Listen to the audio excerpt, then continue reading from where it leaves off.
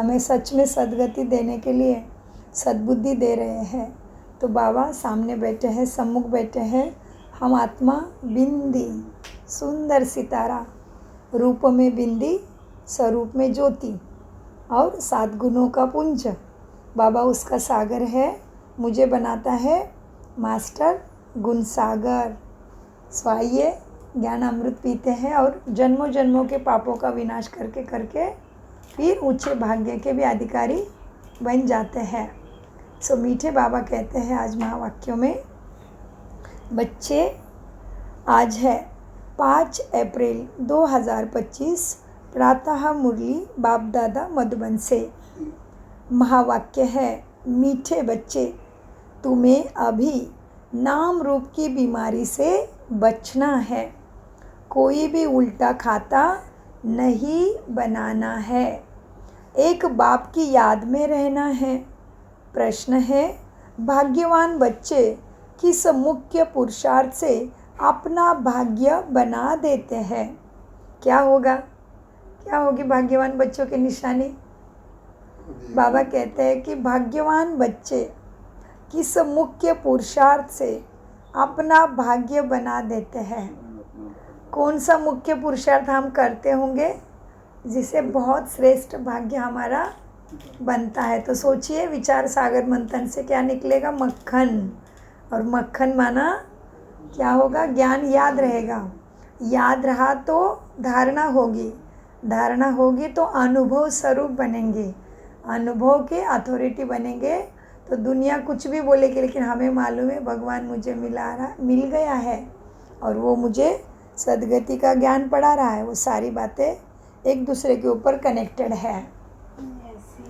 इसीलिए मीठे बाबा कहते हैं, मीठे बच्चों, कौन होगा जो पद्मा पदम भाग्यशाली? कौन सी चीज़ है तुम्हें जो आपके पुरुषार्थ से आप भाग्यशाली बनोगे? तो प्रश्न को फिर से देखते हैं, भाग्यवान बच्चे किस मुख्य पुरुषार्थ से अपना भाग्य बना देते हैं? उत्तर, भाग्यवान बच्चे सबको सुख देने का पुरुषार्थ करते हैं। माना धारणा की बात आ गई। हाँ, क्या करेंगे भाग्यवान बच्चे? सबको सुख देने का पुरुषार्थ करते हैं। मनसा वाचा कर्मणा कोई को दुख नहीं देते हैं। शीतल होकर चलते हैं तो भाग्य बन जाता है। तुम्हारी ये स्टूडेंट लाइफ है। तुम्हें अब गुटके माया के पुराने विकारों के नहीं खाने हैं। तो फिर और क्या करना है? भाग्यवान बच्चे क्या करेंगे? अपार खुशी में रहेंगे। तो जीवन में कुछ ना कुछ तो आता रहेगा ही। तो भी क्या होगा? अपार खुशी में रहेंगे, क्योंकि आत्मा का स्वधर्म है खुशनुमा रहना, खुशी, शक्ति, सुकून भरा विचार और वृत्ति, आनंदमय स्थिति आत्मा का स्वधर्म है और बाबा उसका सागर है। गीत चला है, तुम्ही हो माता च पिता तुम्ही हो, तुम्ही हो बंदे।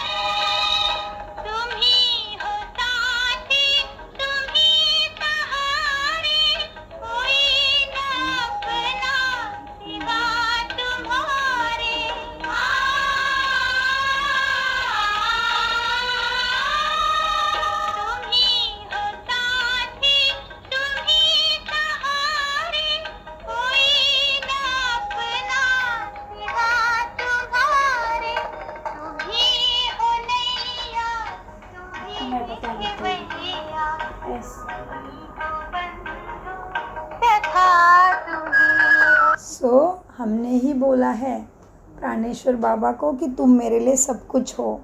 ओम शांति। सभी बच्चे मुरली सुनते हैं, जहाँ भी मुरली जाते हैं सब जानते हैं कि जिसकी महिमा गाई जाती है वह कोई साकार मनुष्य नहीं है, निराकार की महिमा है ना।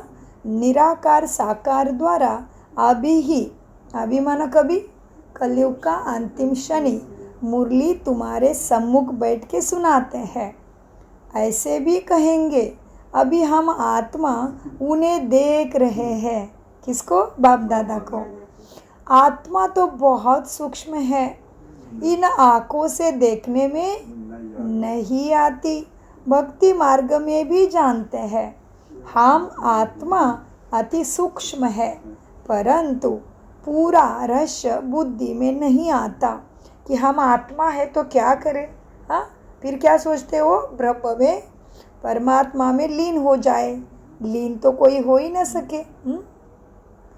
पूरा रहस्य आत्मा, भक्ति में भी आत्मा अति सूक्ष्म है समझते हैं, परंतु पूरा रहस्य बुद्धि में नहीं है कि आत्मा है ना, कि हम आत्मा है क्या परमात्मा को याद करें।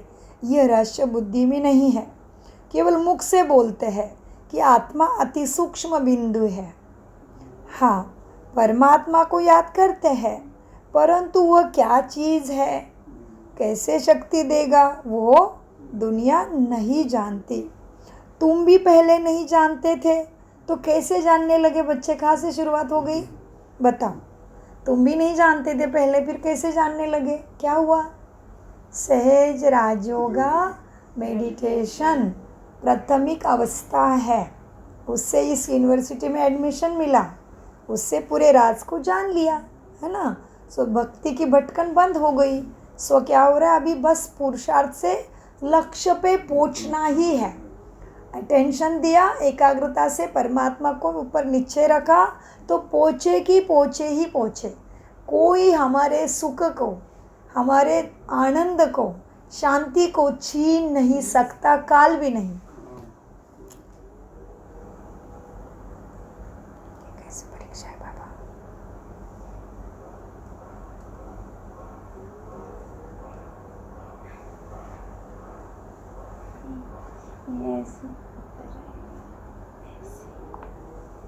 सो बाबा कहते मीठे बच्चों, अब क्या है, अभी बच्चे मुरली तुम सुनते हो।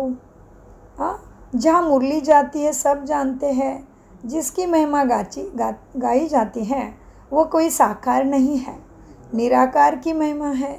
निराकार साकार द्वारा अभी सम्मुख मुरली सुनाते हैं।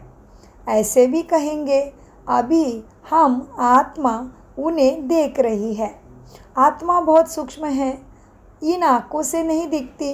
भक्ति मार्ग में भी जानते कि हम आत्मा अति सूक्ष्म है, परंतु पूरा रहस्य बुद्धि में नहीं है कि आत्मा है क्या। आत्मा को और परमात्मा को ठीक से नहीं जानते, कहते रहते हैं परमात्मा को याद करते हैं, परंतु वह है क्या यह दुनिया नहीं जानती। तुम भी पहले नहीं जानते थे, अभी तुम बच्चों को यह निश्चय है कि यह कोई लौकिक टीचर व संबंधी नहीं है, यह पारलौकिक परमपिता परमात्मा है। हो गया ना निश्चय? निश्चय हो गया बाबा के ऊपर, अनुभव आ गया, साथ देता है वो। कितना पक्का है, दुनिया कोई सारा साथ छोड़ देगी, वो साथ नहीं छोड़ता। लेकिन क्या कंडीशन है? उसको मन देना पड़े, उसको तुम्हारा मन चाहिए, बाकी कुछ कर्मकांड उसको नहीं चाहिए।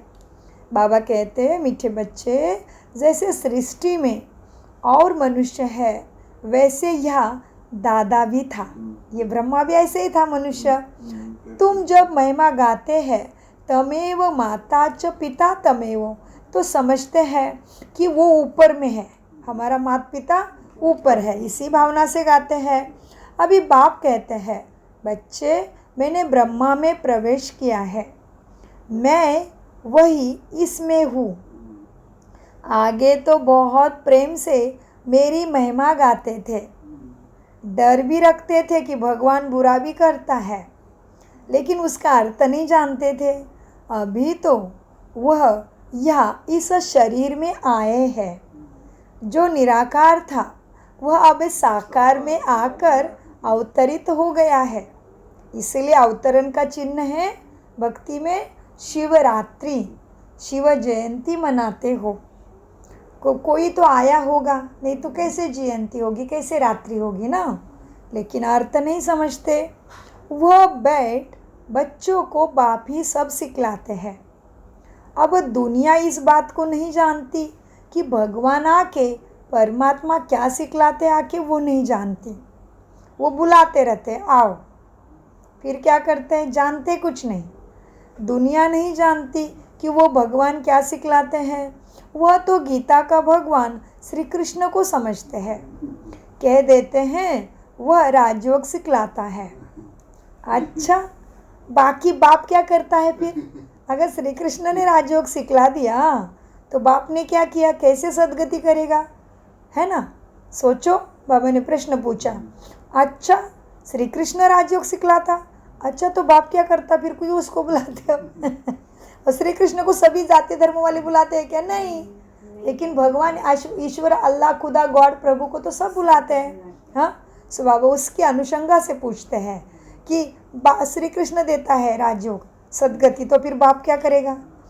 भला तुम गाते थे तमेव माता पिता, परंतु उनसे क्या और कब से कब वर्षा मिलता है, यह कुछ भी कोई नहीं जानता था।